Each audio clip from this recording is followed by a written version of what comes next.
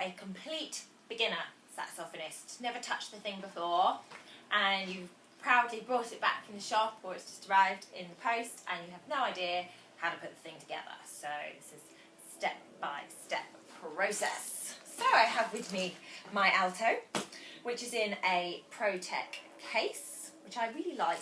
Comes with back straps, which is a bit better for you. I mean, they're heavy, so it's good, you know, much better for your back to carry around. Unfortunately, you do have to buy the backpack separately, which is kind of annoying. I feel like it should be all in one because they're expensive, but whatever. And it's a zip instead of clips. I find clips a bit vulnerable, like they can catch on your clothes and then it's open. So, big fan of this case, good pockets. This pocket will actually fit my flute in and just about my clarinet. Maybe in a different video I'll show you the clarinet case that fits in there. And on the back I can fit my iPad perfectly in here. I can even put some like A4, you know, sheet music, and it'll just pop out a little bit, but it won't fall out. So, because when you've got the strap on, it holds it in. See? So, that's my case. And I'm playing on my Selma Series 2 alto, with a Rosso Studio Jazz mouthpiece, and we've got a Rico Jazz Select 3 soft filed on there, reed that is. So, okay, so you've just got your sax from the shop. Here's the main body of it. I've used mine for storage, so I'm just going to take some stuff out of there. Good stand, by the way, we'll talk about that in another video. Okay, so you may well have one of these in the top. It's a bung. That's actually worth not losing. I think I've been through quite a few of these, but it's going to protect this, your octave key, from getting bent in the case, which can actually happen if it gets rattled around a bit. So, it's actually worth keeping one of those. Take that out. Step 2, neck joint. Pop him in there. If it won't go in, you've got 2 screws here. One of them you'll see doesn't actually really do anything for you, and the other one is going to change the width of this. If it's still, you know, if it's brand new, it should go in quite easily. If it's a second-hand saxophone, it might be that you've actually gathered quite a bit of dirt around here. So try not to just push, twisty, twisty, twisty, twisty, twist, twistons. If you're interested, this screw here that doesn't seem to be doing something does actually have a purpose. That's for marching bands. So you have a little music stand that comes out. You might have seen you know, army bands and things like that. They'll have their music coming out of that. So that's what that one's there for. Okay, so we tighten them up again. And in general, if you're worried about holding the instrument, because there's all sorts of things sticking out, try not, this looks the barest, so I think the temptation is to hold it from here and lift it. I've seen a disaster case where the screw wasn't tight enough. He was holding the sax from here, the full body of the sax fell on the floor, and that was a seriously expensive job to fix. So don't hold it from here, hold it on the main body all the time. You know, you've got the bell to hold on to. They're pretty robust. You can grab on quite tight to the saxophone. Maybe just be a little bit careful of the palm keys and these side keys over here. You know, if you push on them, they will bend. Maybe talk about how to put the thing down as well. I know that sounds stupid, but we'll do that once we've got the full thing together. Okay, so this is the tricky bit. Hopefully you've been given a few reeds, and you would have had a mouthpiece with a cap on it. I expect, again, the cap is worth keeping. I'll show you how to put it away afterwards. It's definitely worth keeping because it's going to protect your reed for you, and the mouthpiece itself, even whilst it's in the case. So anyway, we don't need that for now, so we take that off, and we're left with a mouthpiece and a reed, which you might have had in a case, in a little plastic case. I mean, that'd be quite obvious. Open that up, get him out. Now, this bit's a little bit fiddly. So, first things first, you want to suck the reed. It'll taste really weird if it's a brand new reed. Don't worry, it's not going to poison you. Try and test it. You should have, so I said that my reed was a Rico Jazz Select 3 soft. If you're a complete beginner, you should be looking at kind of a 1.5. So it means it's a bit thinner, it's going to be a little bit easier to make a sound out of. So if they've thrown in a reed for you and it's sort of, you know, size 4, then it's going to be pretty useless for you. You're going to really struggle to make a sound out of that. If they haven't thrown any reeds in for you, which is very stingy, naughty shop, then, or you just want to purchase more, I would recommend reeds.co.uk. They're super, super fast. You always get it the next day. You don't need to sign for it or anything, which really annoys me because I always miss my post. So reeds.co.uk, reedsdirect.co.uk There might be a hyphen in there. I will find the link and put it in the description box. Okay, so we've given this a sup. I think I'll explain why in more detail when I do my next video, which will be about how to actually make a sound out of the instrument. So just trust me on this one. Weird but true. Okay, now putting it onto the mouthpiece. So here's your mouthpiece.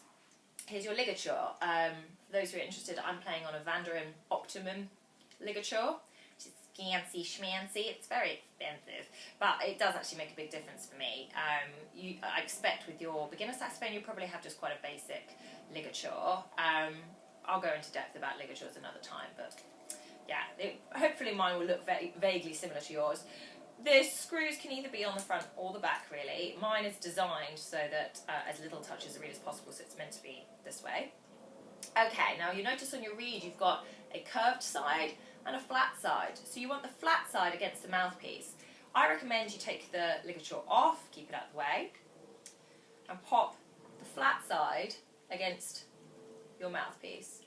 Now, you've got to get it completely flush, as in absolutely aligned. So you don't want like this, or like this, or even slightly. It needs to be really, really aligned. And unfortunately, the same with the top as well. So what I'm going to do is I'm going to very carefully place my finger on top and slowly move the reed up until I can feel it touch my finger, and then hopefully it's about in line. The reason why I did that very carefully, you'll notice the reed is just so fragile. You're going to get through a few at the beginning and keep breaking them. Don't worry about it. They're not that expensive, really. Just buy more. Buy more. It's my motto for life. If in doubt, buy more. Okay, so that's good. It's not secured in place yet. We need the ligature for that bit. So it's, funnily enough, if you can't get it on, there is actually, it doesn't look like it, but there's a wider side and a narrower side. So you want the wider side first, obviously.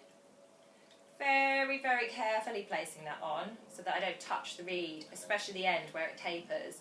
So thin and fragile. You really don't want to break that before you've even played on it. The placement of the ligature is quite important as well. You don't want it here or vice versa. I don't think I can even loosen it enough. You don't want it off the end. Bang in the middle for him. It might be that when you've done that, your reed's got dislodged or out of place or whatever. So you just have a little wiggle around and try and get him back to where he should be. Okay, right, so I've got it in the right place. So for goodness sake, I'm going to tighten it up and make sure it doesn't move. You know, when it's so tight that you damage the reed. Because it's actually, when we make a sound out of it, it's going to vibrate. So you don't want it so tight that it can't vibrate. It needs some sort of give. But enough that it's going to hold that reed in place.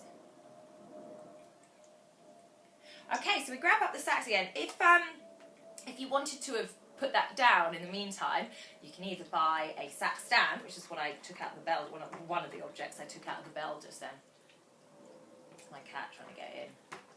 I'm just going to let the cat in. Back, where's I? Oh yeah, so putting the sax down. So yeah, you might have a sax stand, which you can put it on. I'll probably do a tutorial, well, not a tutorial, but a video on tips and particular products that I like, and I'll talk about sax stands in a different video. But for now, let's say you don't have one, and you want to be able to put it down.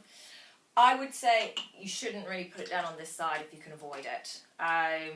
Here's where all your fragile keys are that are prone to getting bent. So this side, here, not this side with your sticking out keys. This side if you're going to put it down. Ta-da! Down he goes. And when you do put it down, it might be good to also to twist this slightly, so that when you put it down it's actually facing up a little way, or up the whole way, just so that your reed doesn't end up touching the floor. We'll talk about that in a second. We'll get that on and you'll see what I mean. So we're protecting this. Protecting the precious reed at all times. You probably see from mine, if I bring it a bit closer, I don't know if that's going to focus. It's a bit grotty now. A lot of my pupils laugh because most of my reeds are red from where I've been like performing with red lipstick on.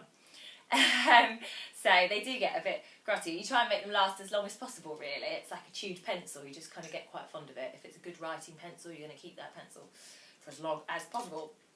Okay, so this is going to go on to where the cork is. If you've got a brand new saxophone, you may well have in the case something that looks like a lip balm. That's not for your lips, that's for this. It's cork grease. It's because you might not be able to get it on at first. So a bit of cork grease. Mine doesn't need it because I've you know, had this forever. I don't think I even have any cork grease to be able to demonstrate. But you don't smother the thing, as though, you know, if you were putting it on your lips, you put a thin layer. So it's just a thin layer of grease. And then we place him on. Again, you'll find that if you try to push, you can't get it on.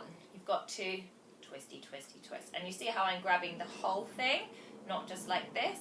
That's to try and make sure my reed doesn't move around too at the same time while I'm adjusting this. So twisty, twisty, twist.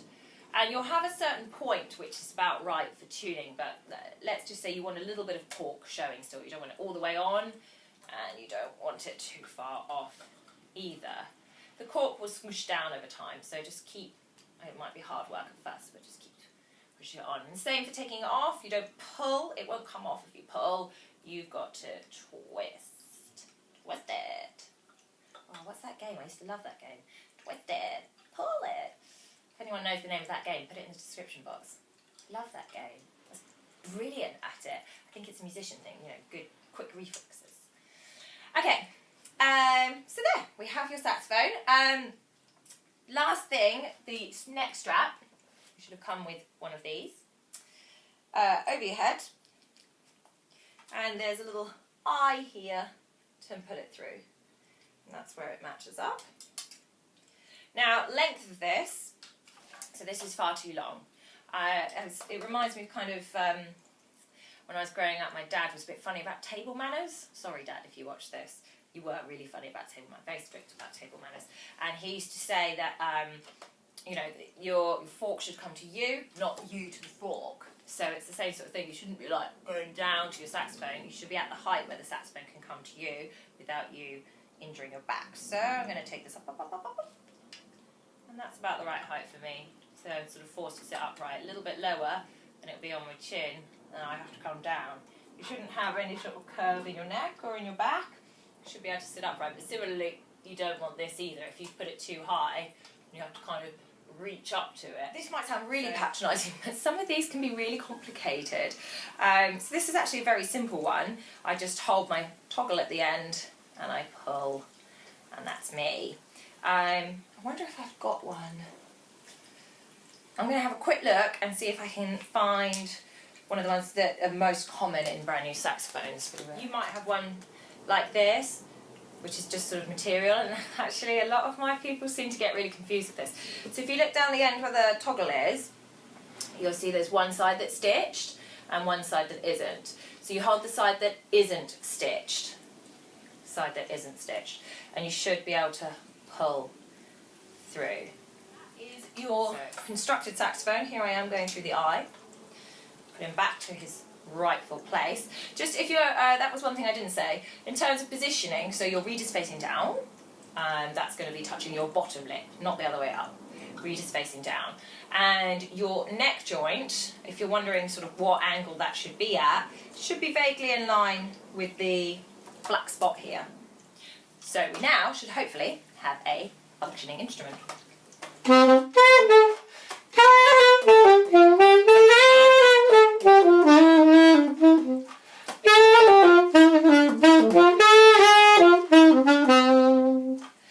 Great, so that's how you put it together. If you're now obviously desperate to make a sound out of it, watch my video about how to make a sound, your first sound out of the saxophone. I'll put a link to that in the description box so you can get to it nice and quickly. Hopefully you enjoyed this video and it was useful for you brand new saxophonists. Welcome to our world. There will be more saxophone antics on this channel, so loads of videos for you to watch. Please subscribe to me, and if you liked this video and it was useful, give it a thumbs up, and maybe if you're interested in what I'm up to, follow me on Twitter. I'll also put a link to that in the description box. So yeah, thank you so much for watching. Cheerio, bye!